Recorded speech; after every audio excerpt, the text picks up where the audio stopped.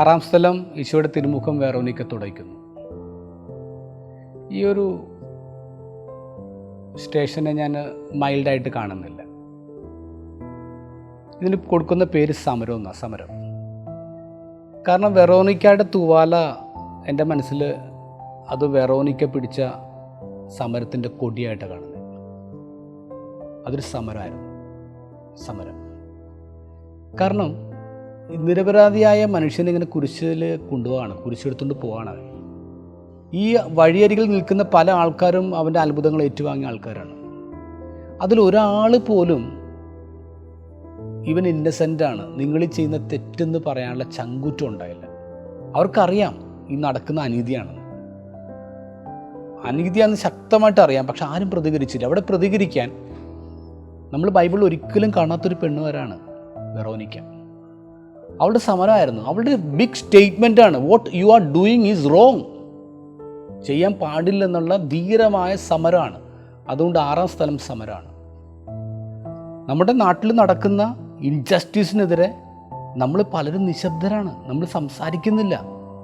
നമ്മൾ പരദൂഷണം പോലെ അങ്ങോട്ടും ഇങ്ങോട്ടൊക്കെ പറയാതിരിക്കാം. പക്ഷെ പറയേണ്ട വേദിയിൽ സ്ട്രോങ് ആയിട്ട് രാജാവിൻ്റെ തുണിയില്ല എന്ന് പറയാനുള്ള ധൈര്യം നമുക്കുണ്ട്. ഈ കഴിഞ്ഞ ജനുവരിയിൽ നമ്മുടെ ട്രംപ് പ്രസിഡൻ്റ് ആയല്ലോ.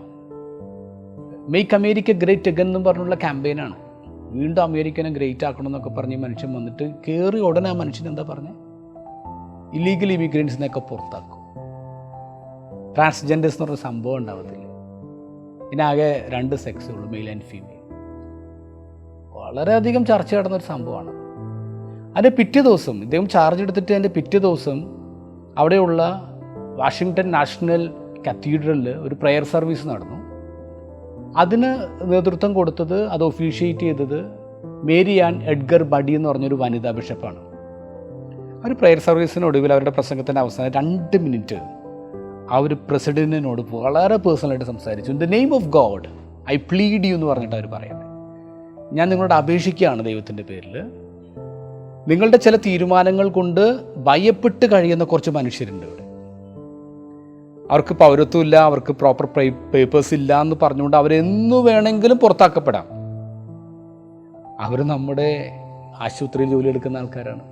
നമ്മൾ കഴിച്ച ഭക്ഷണപാത്രം കഴുകി വയ്ക്കുന്ന ആൾക്കാരാണ്. നമ്മുടെ കുട്ടികളെ നോക്കുന്ന ആൾക്കാരാണ്. അവിടെ ഇത്തിരിയെങ്കിലും കരുണ കാണിക്കണം. നമ്മുടെ ദൈവം നമ്മളെ പഠിപ്പിച്ച അതല്ലേ, ബി കൈൻഡ് ടു സ്ട്രേഞ്ചേഴ്സ്. ഓർക്കണം, നമ്മളും ഈ നാട്ടിൽ ഒരിക്കൽ സ്ട്രേഞ്ചേഴ്സ് ആയിരുന്നു.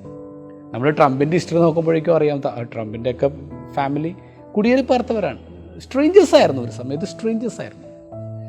വളരെ ധീരമായിട്ട് 2 മിനിറ്റ് ഈ പ്രസിഡൻ്റ് ഉണ്ട്, വൈസ് പ്രസിഡൻ്റ് ഉണ്ട്, അവരുടെ ഫാമിലി ഉണ്ട്, മറ്റു പാർട്ടിക്കാരുണ്ട്. അവരുടെ മുമ്പിൽ ഇത്ര ശക്തമായിട്ടൊരു ബിഷപ്പ് പറയാണ്, ഡോണ്ട് ഡു ഇറ്റ്.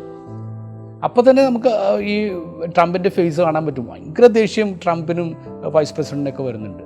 പുറത്തിറങ്ങിയിട്ട് പത്രക്കാരോട് പറഞ്ഞത് ദേഷ്യപ്പെട്ടാണ് ട്രംപ് സംസാരിക്കുന്നത്. പിന്നെ സോഷ്യൽ മീഡിയയിൽ അത് എക്സിൽ പോസ്റ്റ് ചെയ്തത് ഇവർ മാപ്പ് പറയണതൊക്കെ പറഞ്ഞിട്ടുണ്ട്. പക്ഷേ ഈ ബിഷപ്പ് പറഞ്ഞു, I will never ask sorry. അത് എൻ്റെ ആവശ്യമില്ല, കാരണം ഞാൻ ജനങ്ങൾക്ക് വേണ്ടിയാണ് പ്ലീഡ് ചെയ്തിരിക്കുന്നത്. എത്ര ബോൾഡാന്ന് നോക്കിയേ, എത്ര ബോൾഡായിട്ടാണ് ഒരു സ്റ്റേറ്റ്മെൻറ്റ് വെറോനിക്കയെ പോലെ ഒരു തൂവാലെടുത്ത് ഈ എഡ്ഗർ ബിഷപ്പ് ഉയർത്തുന്നത്, ബഡി ഉയർത്തുന്നത്. ആ ഒരു സ്ട്രെങ്ത് നമുക്ക് വേണം. ഇവർ കഴിഞ്ഞ വർഷം ഒരു പുസ്തകം എഴുതിയിട്ടുണ്ട്, how we learn to be brave എന്ന് പറഞ്ഞിട്ടൊരു പുസ്തകം എഴുതിയിട്ടുണ്ട്. അവരുടെ ലൈഫിൽ അവർ ഭയങ്കര ബ്രേവാണ്. അതിൻ്റെ അത് അവർ പറയുന്നത്, ഈ ബ്രേവ് എന്ന് പറഞ്ഞാൽ ഇറ്റ്സ് ഗ്രേസ് പ്ലസ് ഡിറ്റർമിനേഷൻ. ദൈവത്തിൻ്റെ കൃപയും മനുഷ്യൻ്റെ നിശ്ചയദാർഢ്യമാണ് ശരിക്കും പറഞ്ഞാൽ ബ്രേവ് എന്ന് പറഞ്ഞാൽ, കറേജ് എന്ന് പറഞ്ഞാൽ. ആ ഒരു കറേജ് നമുക്ക് ഉണ്ടാവണം. ദീപ ഭാട്ടിയുടെ ഒരു ഡോക്യുമെൻ്ററി ഉണ്ട്, താരസെമിൻ പർ പോലെ സിനിമകൾ ചെയ്ത ദീപ ഭാട്ടിയാണ്. അപ്പോൾ അവരുടെ ഒരു ബ്യൂട്ടിഫുൾ ആയിട്ടുള്ള ഡോക്യുമെൻ്ററി, അത് ഈ പി സെയ്താൻ എന്ന് പറയുന്ന ഒരു ജേർണലിസ്റ്റിൻ്റെ, ഒരു സോഷ്യൽ ആക്ടിവിസ്റ്റിൻ്റെ കഥയാണ്. അധികം വർഷങ്ങളോളം റൂറൽ ഫാമേഴ്സിന് വേണ്ടി ഇങ്ങനെ ഒരുപാട് കാര്യങ്ങൾ ചെയ്തൊരു മനുഷ്യനാണ്. അപ്പോൾ ഈ മനുഷ്യൻ, അദ്ദേഹത്തെക്കുറിച്ചാണ് ഈ ഒരു ഡോക്യുമെൻ്റ് ചെയ്തിട്ടുള്ളത്. അപ്പോൾ അദ്ദേഹത്തിൻ്റെ ഒരു പ്രസംഗത്തിൻ്റെ ഭാഗം, അതിൻ്റെ ഈ ഡോക്യുമെൻ്റിൻ്റെ പേര് തന്നെ നീറോസ് നൈബർ എന്നാണ്. നീറോസ് ഗസ്റ്റ് എന്നാണ് അദ്ദേഹത്തിൻ്റെ ഈ ഒരു ഡോക്യുമെൻ്റിൻ്റെ പേര്. അപ്പോൾ നീറോ ചരിത്രത്തിൽ ഏറ്റവും വലിയ പാർട്ടി നടത്തിയൊരു മനുഷ്യൻ, റോം കത്തിച്ചൊരു മനുഷ്യൻ നീറോ, ലുണാട്ടിക്കായിട്ടുള്ള മനുഷ്യൻ എന്നൊക്കെ പറയാം. അപ്പോൾ അദ്ദേഹം കുറേ വലിയ ഉന്നത നിലവാരത്തിൽ നിൽക്കുന്ന ഗസ്റ്റുകളൊക്കെ വിളിച്ചിട്ട് പാർട്ടി കൊടുക്കുന്നത് അദ്ദേഹത്തിൻ്റെ പാലസിൻ്റെ മുമ്പിലുള്ള വലിയൊരു പാർക്കിലാണ്, ഉദ്യാനത്തിലാണ്. അപ്പോൾ അദ്ദേഹം കണ്ട ഏറ്റവും വലിയ കുറവെന്ന് പറഞ്ഞാൽ അവിടെ വെട്ടം കുറവാണ്. ഗസ്റ്റ് വരുമ്പോൾ അവിടെ വെട്ടം കുറവാണ്. അപ്പോൾ ഈ മനുഷ്യൻ എന്താ ചെയ്യുന്നത് അറിയാമോ? ഈ മനുഷ്യൻ ജയിലിൽ പിടിച്ചിട്ടിരുന്ന കുറ്റവാളികളെ എണ്ണയിൽ മുക്കി കത്തിച്ചു നിർത്തി. എത്ര ക്രൂരമായൊരു കാര്യം നോക്കിയേ. എണ്ണയിൽ മുക്കി കത്തിച്ച് നിർത്തി അവരായിരുന്നു വെട്ടം.